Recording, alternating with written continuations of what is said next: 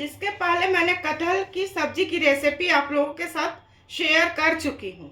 आज मैं बहुत ही आसान विधि से कटहल के कोफ्ते बनाऊंगी। हेलो दोस्तों, मैं सुजाता किचन के नए ब्लॉग में आप सबों का हार्दिक स्वागत है। तो चलिए देखते हैं कटहल के कोफ्ते बनाने में किन किन सामग्रियों की आवश्यकता होगी। मैं 500 ग्राम कटहल ली हूँ। ये बाजार से ही छील के मैं लाई थी। इसे समय को बचाने के ख्याल से मैं नमक और हल्दी देके 3 सीटी देके उबाल ली हूँ। इसके बीज को मैं निकाल दी हूँ। जो नर्म बीज है उसे मैं छोड़ दी हूँ। इसके लिए सूखे मसाले में क्या लगेगा?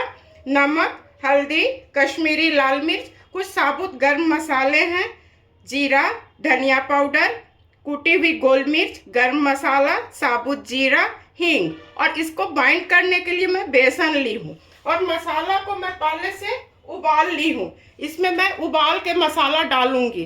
प्याज को मैं रफली काट ली हूँ। एक टमाटर है, अदरक है और एक पूरा लहसुन है। इसे मैं पानी में उबाल करके उसका फाइन पेस्ट पहले से तैयार कर ली हूँ। तो चलिए कटहल को मैं उसमें सामग्री को मिलाती हूँ।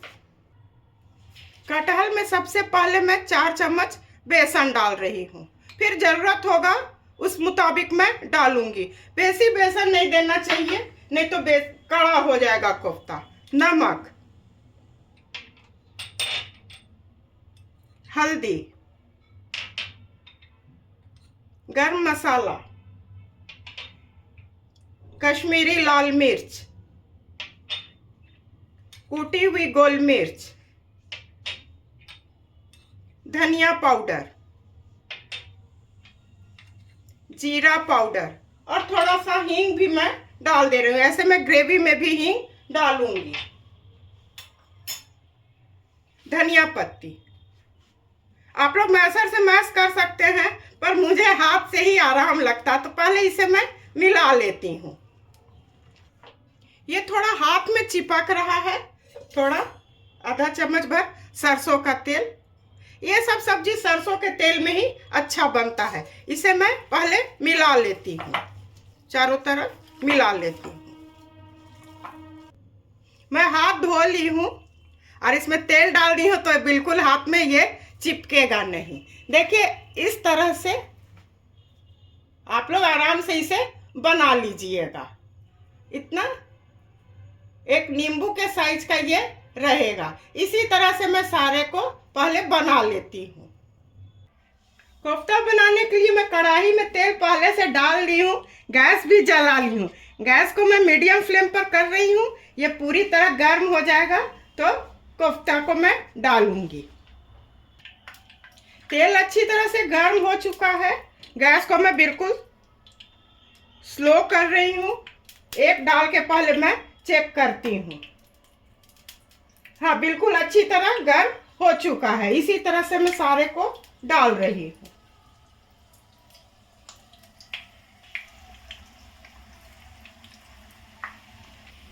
ये एक तरफ से हो चुका है।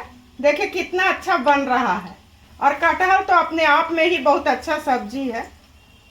ये पूरा ब्राउन हो जाएगा तो इसे मैं निकाल लूंगी। ये अच्छी तरह से फ्राई हो चुका है। इसे मैं निकाल लेती हूँ और इसी तरह से सारे कोफ्ता को मैं फ्राई कर लूंगी। सारे कोफ्ते को मैं फ्राई कर ली हूँ। मैं गैस को ऑफ कर दी थी। गैस ऑन कर रही हूँ और बिल्कुल स्लो कर दी हूँ। इसमें साबुत जीरा, गरम मसाले में दालचीनी, बड़ी इलायची जिसका मैं मुंह खोल ली हूँ, इसका फ्लेवर चला जाएगा, छोटी इलायची और लौंग।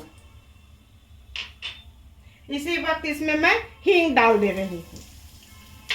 ये अच्छी तरह हो जाएगा तो जो प्याज का पेस्ट बना के रखी हूँ उसे डालूंगी। मैं सोची कि कोफ्ता तो फ्राई करना है, उसमें तो थोड़ा तेल लगेगा ही। प्याज को मैं सौते करके नहीं पीसूंगी, मैं उबाल के पीसूंगी कि थोड़ा तेल कम लगेगा। तो ये हो चुका है। इसमें इस पेस्ट को मैं डाल रही हूँ। इसे चारों तरफ अच्छी तरह पहले मैं मिला लेती हूँ। नमक, हल्दी। इस तरह का पेस्ट बना के आप लोग फ्रिज में भी रख सकते हैं। कश्मीरी लाल मिर्च, जीरा पाउडर,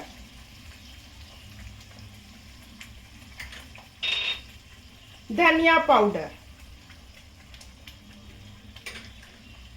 कूटी हुई गोल मिर्च। इसे मैं अच्छी तरह पहले भून लेती हूँ, उसके बाद इसमें मैं दही डालूंगी। मसाला अच्छी तरह भून रहा है, इसमें मैं दही डाल रही हूँ। मैं तेजपत्ता नहीं डाली थी, अभी डाल दी हूँ। इसे मैं अच्छी तरह मिला लेती हूँ और अच्छी तरह भून लेती हूँ। ये मसाला अच्छी तरह भून चुका है, देख सकते हैं चारों तरफ तेल दिखने लगा है। तो इसमें मैं 1 चम्मच इसी वक्त घी डाल देती हूँ। इसमें मैं 1 चम्मच घी डाल दी हूँ। अब मैं इसमें पानी डाल रही हूँ। मैं 1 कप भर पानी डाली हूँ। इसे पहले मैं मिला के देख लेती हूँ। थोड़ा पानी मैं और डालूंगी। कुल 1.5 कप पानी इसमें मैं डाली हूँ। ये अच्छी तरह उबल जाएगा तो कोफ्ते को इसमें मैं डालूंगी। ग्रेवी अच्छी तरह उबल रहा है। गैस को मैं बिल्कुल स्लो कर रही हूँ और इसमें मैं सारे कोफ्ता को डाल दूंगी।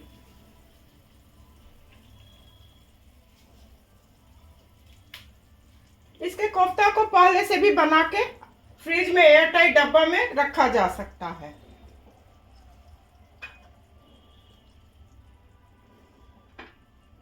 गरम मसाला,